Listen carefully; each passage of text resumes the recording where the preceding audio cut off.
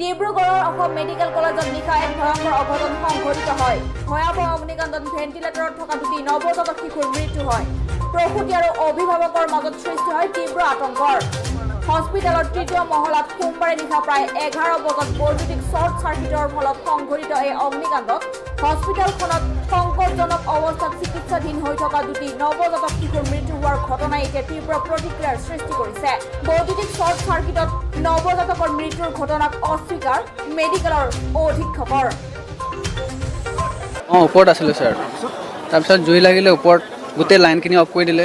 তাৰপিছত অলপ কিবা এইটো ফায়াৰ ব্ৰিগেডৰ বস্তুখিনি মাৰিলে, ভালকৈ নুমোৱা নাছিলে। ফায়াৰ ব্ৰিগেডত মানুহ মাতিলে, তেতিয়ালৈকে বেবী ভালকৈ উশাহ ল'ব পৰা নাই আৰু। তাৰপিছত গোটেই তাৰপৰা চিফ্ট কৰি দিলে বেলেগ ৰুম এটালৈকে। তাতো কাৰেণ্ট নাই, বহুত দেৰি কষ্ট কৰি আছে বাৰু ডক্টৰ। তথাপিতো লাষ্টত বেবী নাইগৈ আৰু এতিয়া বেলেগ ৰুমত চিফ্ট কৰিছে।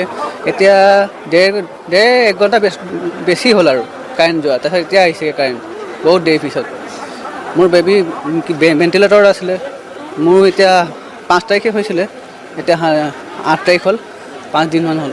ডক্টৰ কৈছে আপোনাৰ বেবী নাই আৰু। তাৰপিছত ইয়াত কাগজ লিখা মেলা কৰি পিনি আপুনি লৈ যাব পাৰিব বুলি কৈছে আৰু। হয় এতিয়া অক্সিজেন একো ল'ব নোৱাৰিলেগৈ। এতিয়া ৰিপৰ্ট টেষ্ট কৰাব গৈছিলোঁ, তাৰপৰা আহিছোঁ, তেতিয়া ৰিপৰ্ট দেখাবই নোৱাৰিলোঁ। ডাইৰেক্ট জুই লাগিলে বুলি দৌৰি গৈছোঁ।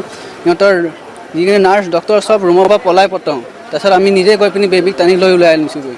মোৰ মৰাণ বেবীটোৰ নাম আছিলে মৌচুমী লাচন পাতিৰি আছিলে। চিজাৰিং কৰিছিলোঁ মৰাণত চিজাৰিং কৰিছিলোঁ, মৰাণ মেডিকেলত। মাক মেডিকেল তাতে আছে, মৰাণত আছে। বেবীক ৰখাইছিলোঁ ইয়াত 5 তাৰিখে আনিছিলোঁ। ইয়াত আইচলেশ্যনত থৈছিলোঁ। এতিয়া আইচলেশ্যনত লৈ গাখীৰ চাখীৰ লোকৰ পৰা লৈ পিনি খুৱাই আছিলোঁ। মাকটো আহিব পৰা নাই, চিজাৰিং এতিয়া উঠাই নাই। মাক কি খবৰ দিম জানো এতিয়া মই। মানে এটা আনফৰ্চুনেট ঘটনা হৈ গ'ল আৰু যে ফায়াৰ ব্ৰেকআউট হ'ল এইটো কণ্ট্ৰল হ'ল, প্লাছ যিমান বাচ্চা আছিলে সেইবিলাকক শ্বিফ্ট কৰিবলগীয়া হ'ল নিউনেটাল ICUত। এইটো মোৰ খুব চিৰিয়াছলি আমি জিলা প্ৰশাসন হিচাপে এইটো লৈছোঁ ইনচিডেণ্ট। আৰু ADC হেল্থৰ আণ্ডাৰত আজি ইনকুৱাৰীটো ইনষ্টিটিউট কৰা হৈছে। উইদিন 7 days ৰিপৰ্ট দিবলৈ কৈছোঁ। যদি ইনফ্ৰাষ্ট্ৰাকচাৰেল কিবা লেপছেছ আছিলে বা এডমিনিষ্ট্ৰেটিভ লেপছেছ কিবা থাকিলে বা ৰেছপন্স যে হ'ল তাত, এটা আনফৰ্চুনেটলি টিল নাও যে ৰিপৰ্ট আহিছে এটা বাচ্চাৰ ডেথো আমি পাইছোঁ।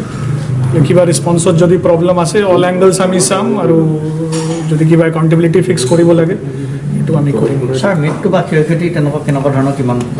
ক্ষয়ক্ষতি এতিয়ালৈকে AMCH পৰা ফাইনেল ৰিপৰ্ট অহা নাই মোৰ লগত, কিন্তু যে প্ৰিলিমিনাৰী এটা দিছিলে যে বহুত মতলব ডাঙৰ ক্ষতি হোৱা নাই।